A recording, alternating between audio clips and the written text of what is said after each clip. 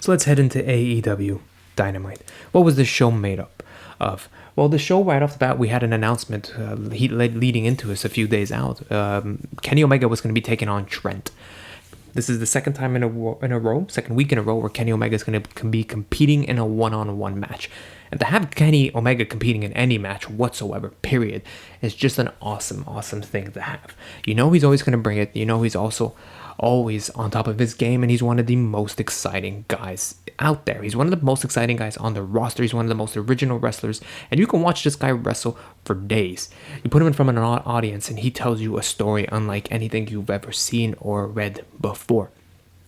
So Kenny and Trent, two guys. Trent is a 16-year veteran. Trent is no joke. He's been in the ring with the best, and he's had some fantastic matches over the course of his singles matches that he's had. Great matches against the Lucha Bros, great match against Pac, and another good match here tonight against Kenny Omega. And what made all the difference in the matches here tonight was the fact that AEW was taking place in an undisclosed location, made known by Meltzer. It took place in QT Marshall's gym. Little compound that he has where he's got a wrestling ring and a whole studio.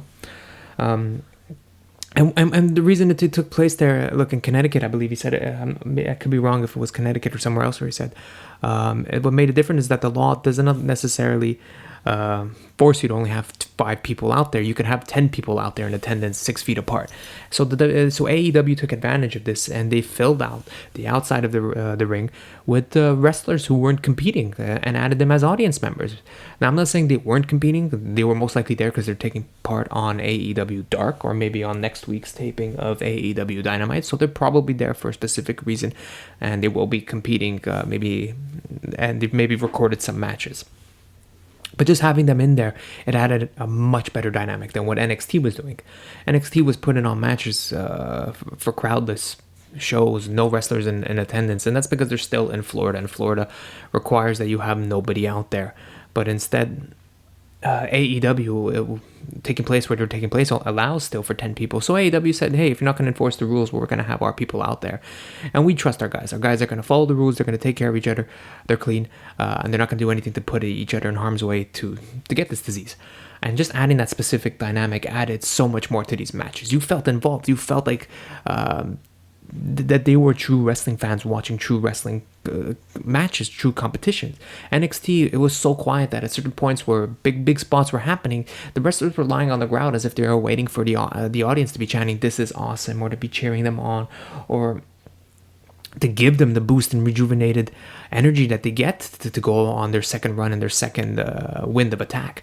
Which is silly. There's no one in attendance. You got to change your style. You got to change your way of storytelling and match it with the circumstances. But WWE tends to not do what they're supposed to do, and they continue to abide by their same formula week in and week out. And that's why fans are starting to tune away and to tune into AEW. And that's why fans tune into AEW Dynamite more than they tune into NXT. It's just a matter of doing things differently. And sure, AEW from time to time tends to do things differently, but more they do things differently, the more you realize it's the same thing, but they're just abiding by their own rules, and they adapt to the situation in order to make things better. Like, they weren't stopping for the crowd to chant, "This is awesome." They weren't stopping to have the big saves or the big moments. It was a fight, and they were going 100 miles an hour. Guy lands a move, he goes for a pin. The only time they're on the ground, both men are on the ground, is when they've both given it their all. And you take Kenny Omega and Trent, for example. This match went 19 minutes. They gave a hell of a match. Another great matchup between these two. Kenny Omega obviously sealed it off with a V-trigger followed by a one-winged angel, a move that no one ever has kicked out of. So following this incredible match between Kenny Omega and Trent, which I would say if there's one wrestling match that you want to watch before WrestleMania that you should go out of your way to watch, I would suggest checking out Kenny Omega versus Trent. They put on an incredible clinic and an incredible 19-minute match on TNT Dynamite, TNT television. After that match, we had ourselves a recap of the Matt Hardy Chris Jericho confrontation. That fall happened last week. After that, we went straight into another match featuring Hikari Shiina, the number 1 ranked women's wrestler, to challenge Nyla Rose in the near future, or whenever Nyla Rose is available to defend her title, took on Anna Jay. Look, This match was nothing more than just a warm-up for Hikari Shiina to continue to improve her skills and to continue to tell a story of a potential title shot that she may have, or a potential matchup against Dr. Britt Baker. Her and Anna Jay, they had themselves a very good match. Anna Jay looked incredibly agile and very fluid in this match. So we keep putting these kind of matches together with women like this, who are making their debut or are looking to make a name for themselves in AEW, or even men in general. We're going to have some big things to come out of this, and Anna Jay looked great in this match. Hikari Shiina indeed did pick up the victory, and following her victory, there was some jaw-jacking between her and Britt Baker. Britt Baker threatened to hit Hikari Shiina with a shoe, as she was eating a sandwich during the match. Her reasoning behind eating the sandwich was because the match was so boring that she couldn't take it no more, so she felt that eating a sandwich would be much better than watching the remainder of this match. After that match, we went straight into a recap, an interview or a video package of Jon Moxley and Jake Hager. It recapped what happened at AEW Dark the night before, with Jake Hager attacking Jon Moxley, returning the favor for what Jon did to him on AEW Dynamite the week prior, where Jon Moxley attacked him from behind. This week, Jake Hager got the advantage by attacking Jon Moxley from behind. We cut to a video where, during the video, Jake Hager goes on to say, "Jon Moxley, you're a fool if you think you can compete with me. You're stupid if you think you even stand a chance. I'm an MMA fighter. I will destroy you. I know more than many ways to put you to sleep than you even realize, and you have no idea the kind of target that you have on your back, and the fact that you pissed off so many people that want to take the title away from you. You're in trouble, and you've pissed off me." Chris Jericho then comes in during this video package, and he goes on to say that, "Jon Moxley, you talk about everything you do for the fans, and unlike the Inner Circle, they do everything for themselves. This is not about making the people happy. This is about making ourselves happy. This is about making money in our pockets. This is about putting ourselves over." And Hager then joins us back again. He says he knows that Moxley isn't as strong as him, and he isn't as ruthless as he is. Sammy Guevara also in the video notes that Jake Hager is undefeated in MMA and in AEW, and he says that Moxley knows. He says that you do not stand a chance against us. Moxley's not an idiot. He's aware that the Inner Circle want the title back, and they're going to do everything they can to take this title from him, and they're going to do everything they can to challenge him for the title. So that's where it becomes official, and that's where the line gets drawn. Chris Jericho says that the Inner Circle isn't like the Elite. They're not drinking on the job. They're not hitting each other with their finishers. They win titles. That's the difference. And if Jon Moxley wants to have a fight against Jake Hager, let's make it happen. It's going to be Jon Moxley defending his championship against Jake Hager in an empty arena, no holds barred match in 2 weeks. Not next week, but in 2 weeks. So, the week of Easter Monday, on Wednesday, Jon Moxley is defending his title in an empty arena, no holds barred match against MMA fighter, Bellator fighter, Jake Hager. Now, after this, we're joined on commentary by Colt Cabana, as Cody Rhodes needs to get prepared for his main event matchup main event tag team match. We get to a video package of Jake Hager talking about Lance Archer, discussing what Lance Archer's going to do to the following opponents, anyone that gets in his way, and what he's going to do during the AEW tournament to crown himself the TNT champion. So we knew that Lance Archer was making his debut tonight, but the question was, who was the Murder Hawk Mohawk going to be competing against? Well, folks, it was going to be none other than Marco Stunt. And when you got a guy close to 7 feet tall, what do you think happens? Taking on a guy close to 4 feet tall. The Murder Hawk, Lance Archer, practically murdered Marco Stunt, threw him around, treated him like a piece of garbage, and picked up the victory after a vicious, if not violent, power bomb. He hits the 1-2-3. Lancer hits his finisher. 1-2-3. That's it. That's a wrap. What's next? What's next for Lance? Well, the tournament. So we get back to our Exalted One. Brody Lee is in full control, full force, 100%. And it's something that we weren't expecting. We didn't think that this is the kind of character that we were going to get. After everything from Stu Grayson and Evil Uno were presenting to us of how the Dark Order were, for it to turn out to be like this big corporate individual who's running this, we can call him, I don't want to bring the comparison, but I'm going to have no choice, because the other comparison is Vince McMahon, but we'll use a Jeffrey Epstein comparison. You got a Jeffrey Epstein-like character who's got a group, a cult following around him that like to do things down and dirty and like to have advantages and like to eat well, be treated to the finest cuisine, and to make all the money and to get all the girls, and to be victorious and to be number one. You've got Brody Lee leading the charge as their mentor and as their leader and as the exalted one who makes sure that everyone stands in line. So to see Brody Lee in this kind of a gimmick, it was the right thing that he needed. I said going in that when Brody Lee was going to be announced as the Exalted One, he needed a gimmick change, a fresh face, and this is the right direction. He comes in the ring and he's got his outfit, his singlet basically with his tights and the blades all over. But outside of the ring, he's got his suit, he's got his tie, he's got his suit pants, he's got his dress shirt.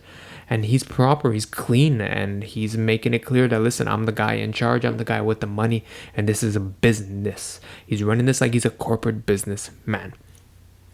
So he sends his guys out there to compete in a match, number 8 and number 9, the Dark Order Minions, to take on the Natural Nightmares, the team of Dustin Rhodes and QT Marshall.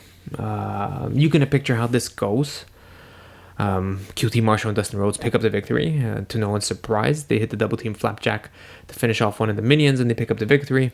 Brody Rhodes is not pleased, so Brody Lee comes out and he just viciously powerbombs the hell out of one of the minions, leaves him unconscious, leaves him on the ground, and leaves him basically for death. He's not having any of it. He sent his guys out there to pick up a victory, but since Brody Lee has been on the scene, everyone's been picking up losses, and he's not effing happy about this. So he's gonna make it very clear that we need to make a change in this game. Following that, we get one of the best video segments ever produced on AEW television or in WWE in the last few years. This is Chris Jericho and Vanguard 1, and this is all the brainchild of Chris Jericho and Matt Hardy. With them two working together, you got two geniuses working together on this, and incredible. If you haven't seen this, please go out of your way. It's hilarious. So Chris Jericho's sitting in a hot tub and he's discussing the dipshit and Kenny Omega. And he says that today is a holiday, it's April Fool's Day, and he's never seen a bunch of fools like the Elite. He runs down the entire group. He makes fun of each and every single one of them, calling Kenny Omega a dipshit idiot. He includes Matt Hardy, but it's at this point as we're getting the double cuts where we see Vanguard 1 is on his way. He's on his way to Chris Jericho's house. And eventually he makes it, you see him in the background, he arrives in Chris Jericho, and Chris Jericho hears him from behind, and he turns around and he sees Vanguard has arrived. And Jericho notices, he's like, Vanguard, I may have said some things to you last week that were kind of hurtful, so I want to personally apologize. I want to say, and he struggles, and that's what makes it funny. He's struggling. He's, I want to say, I'm so. He can't get the word sorry out. So then he just says, I want to offer you an opportunity. I made you a shirt. And he pulls out this tiny t-shirt that was made for Vanguard. He's like, I can offer you this. We can cover you with this. Vanguard, this is the shirt. This is the inner circle. I offer you this to join me. And under the drone, there's a hook where he hangs the t-shirt and puts it on Vanguard. And the whole thing is hilarious. You got Jericho in a hot tub wearing long pants and a scarf.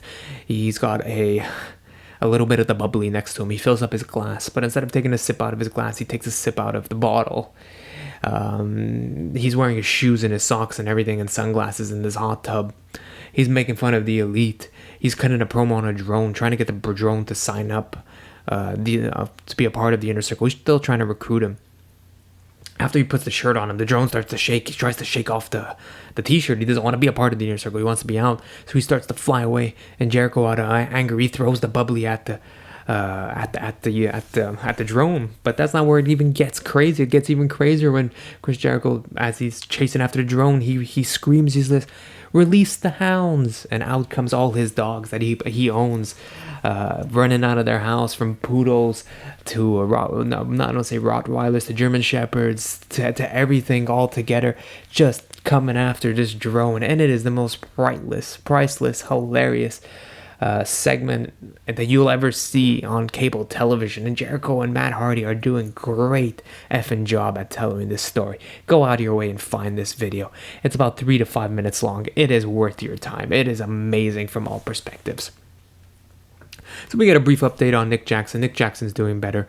He's training with Matt Jackson. They're trying to get him ready to make his return to AEW, to get back into in-ring action. It's unfortunate that now they've been forced to tell this storyline, because the Inner Circle and the Elite were supposed to already have had their matchup in the Blood and Guts cage. but unfortunately that's been delayed, so Nick Jackson's return is going to be just as delayed in the meantime until we can get this blood and guts over and done with. So then we get to our main event. It's Cody Rhodes and Darby Allin taking on Shawn Spears and Sammy Guevara in your main event. With TV time remaining, these guys go 2 commercial breaks, maybe 3, I may be wrong, and they had a hell of a tag team match. This was a great match. AEW continues to hit it out of the park in terms of giving you competitive back and forth matches where you didn't know who was going to pick up the victory, and it keeps on keeping you guessing. They're going for all, throwing out all the stops, from figure fours to suicide dives to the outside, to second rope suicide dives, to suplexes, to just being thrown over the ring barricade, to being suplexed on the outside floor. Everything that you can imagine, these guys were hitting it all out and all the stops. And your victory, the team that picked up the victory, was a surprise also. The finish comes away of when Shawn Spears calls for a chair from Guevara. It distracts Cody Rhodes. He looks to whack Cody in the back of the head, but Darby Allin takes the chair away, which then falls by Sammy Guevara taking the chair away from Darby Allin. And then out of nowhere, Shawn Spears sneaks up behind Darby Allin, rolls him up, gets the 1, 2, 3. They steal the victory. They're walking into the TNT tournament with some advantage, with a leverage over their I don't want to say challengers, but over the guys that they're going to be wrestling against. And your match ends with Darby Allin on the ground disappointed with himself and Cody Rhodes helping him up. And Darby Allin's not having any of it. He doesn't want Cody's help, so he pushes, he attacks, he clocks Cody, leaving him down on the ring, and Darby just walks out. He knocks Cody down to the ground, and he's had enough. They've built like future storylines in all of this. Look, the TNT Championship Tournament, if Shawn Spears doesn't defeat Cody Rhodes, they've already got a built-in rematch between Cody Rhodes and Darby Allin with pent-up frustration amongst both ends. Darby Allin feeling like he's being treated like a second-tier wrestler in the AEW roster, and Cody just trying too hard to be the good guy. And Darby doesn't need any help. Darby is a man who walks his own path, and to have Cody constantly up there in his face, trying to be a father figure, trying to help him here and there, Darby's had enough, and that could help sell a potential matchup if both men move on in the tournament. If Darby picks up the victory over Sammy Guevara, and if Cody picks up another victory over Shawn Spears. Which, like I said, I'm not expecting that. I'm expecting Cody to take the loss, and same with Darby. I'm expecting Sammy Guevara to win the entire tournament. But with AEW, we never know. Anything's possible. Anything can happen. Just like in this tag team match, Shawn Spears and Sammy Guevara winning for once. Imagine that. They picked up a victory over Cody Rhodes and Darby Allin. That's crazy. That's amazing. I think I've recapped everything that occurred on AEW Dynamite. I don't think I've missed anything. In 2 weeks, it's official. As we know, it's gonna be Jon Moxley taking on Jake Hager for the championship, and I believe the tournament starts officially next week for the TNT Championship, April 8th edition. So that should be fun to have Sammy Guevara taking on Darby Allin and Cody Rhodes taking on Shawn Spears. Those are 2 great matches already signed, locked, and loaded for next week's edition of AEW. I'm looking forward to that. I'm already looking forward. And hell, NXT next week. NXT next week is featuring Johnny Gargano taking on Tommaso Ciampa in the final battle. It's going to be a hell of a week for pro wrestling following the WrestleMania fallout. Hell, it's already been a hell of a week for wrestling. So let's continue to watch wrestling. Let's continue to enjoy ourselves. Let's continue to have ourselves as much of a good time as we can in these unforeseeable circumstances. With all that being said, thank you, ladies and gentlemen, for listening. This was another AWMania AEW Dynamite recap. I will see you for the go-home show for WWE SmackDown this Friday. Peace.